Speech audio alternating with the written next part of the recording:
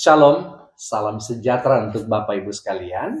Saya rindu untuk membawakan kebenaran firman Tuhan dengan tema Barabas adalah kita.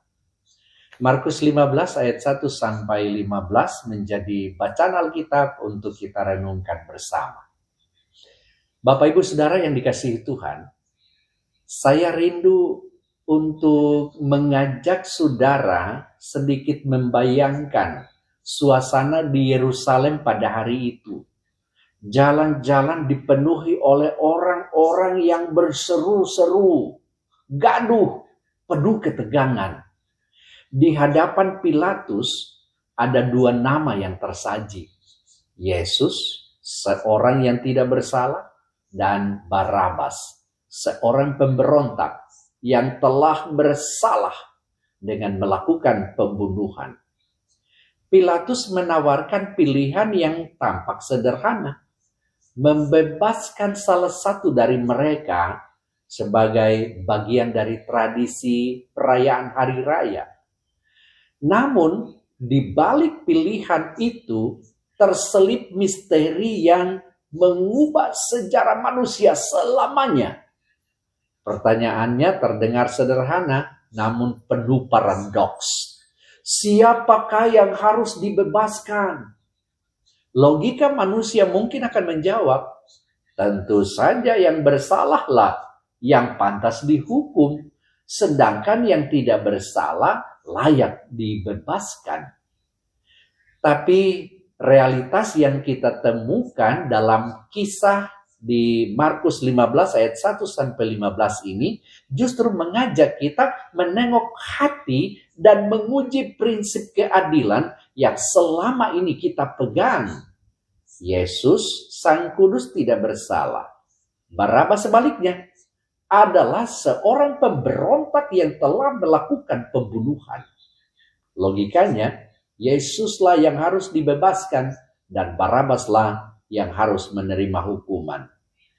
Tapi yang terjadi justru sebaliknya. Yesus dijadikan orang bersalah dan Barabas dibebaskan. Mengapa? Jawaban itu membawa kita pada inti Injil. Yesus mati bagi orang yang bersalah dan Barabas dalam perspektif rohani adalah kita semua.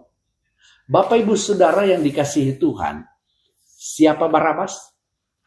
Markus menyebutkan bahwa ia dipenjara bersama beberapa orang pemberontak lainnya karena melakukan pembunuhan dalam pemberontakan.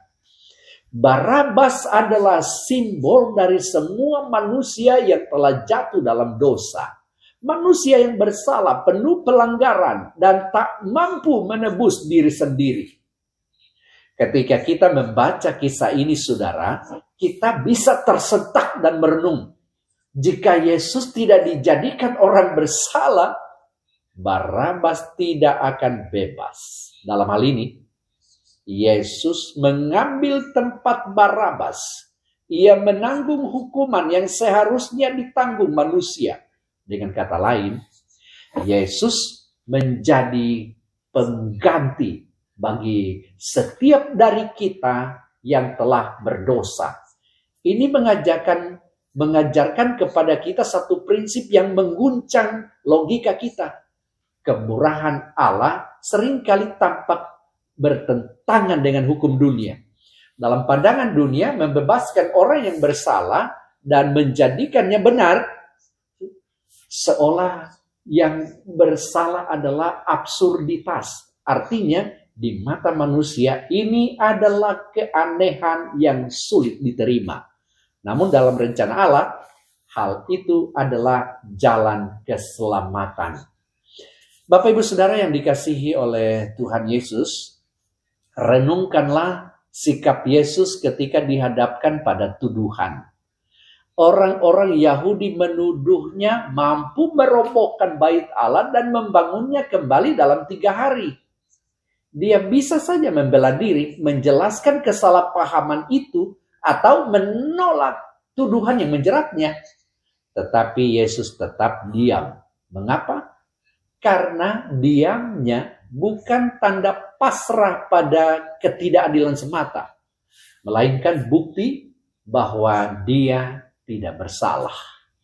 Diam Yesus juga mengajarkan kita sesuatu tentang iman dan penyerahan. Ketika dunia menuduh dan menghukum kita, bukan berarti kita harus membela diri dengan cara dunia. Kadang kita dipanggil untuk tetap berserah pada keadilan Allah, percaya bahwa kemurahannya akan menegakkan kebenaran pada waktunya. Saudara, inilah kunci renungan ini. Barabas adalah kita. Setiap manusia membawa dosa, membawa kesalahan dan pelanggaran yang tidak bisa kita bayar sendiri. Kita penjahat dalam pandangan hukum rohani, karena setiap pikiran, perkataan, dan perbuatan kita kerap melanggar standar kekudusan Allah. Dan tanpa Yesus, kita tetap terpenjara oleh dosa itu. Bayangkan sejenak, jika kita berada di tempat Barabas, seberkas harapan muncul saat Pilatus menanyakan kepada orang banyak, siapakah yang harus kubebaskan?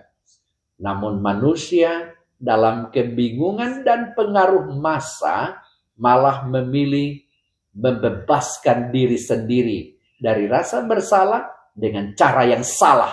Hasilnya, keadilan tampak terbalik. Yang bersalah dibebaskan, yang tidak bersalah disalibkan. Bukankah ini juga sering terjadi dalam hidup kita sehari-hari? Kita ingin bebas dari dosa, tetapi tanpa mengakui kesalahan. Atau kita ingin agar masalah dunia diselesaikan tanpa melalui jalan kebenaran Allah. Saudara, Yesus datang dan mengambil tempat Barabas. Ia yang tidak bersalah menanggung hukuman yang seharusnya kita tanggung. Ini adalah inti dari Injil. Pengorbanan Yesus adalah pembebasan bagi manusia yang bersalah. Ia mati bukan karena ia bersalah, tetapi karena kita yang bersalah.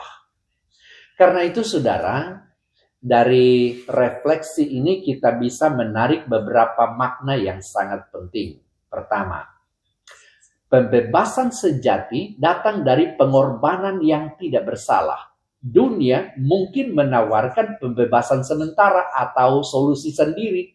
Tetapi hanya pengorbanan Yesus yang mampu menebus dosa manusia secara tuntas. Kedua, mengakui diri sebagai Barabas adalah langkah awal menuju keselamatan. Mengaku bersalah tidak berarti kita menuruti rasa bersalah dengan putus asa. Tetapi kita menerima bahwa tanpa Yesus, kita tidak memiliki jalan keluar.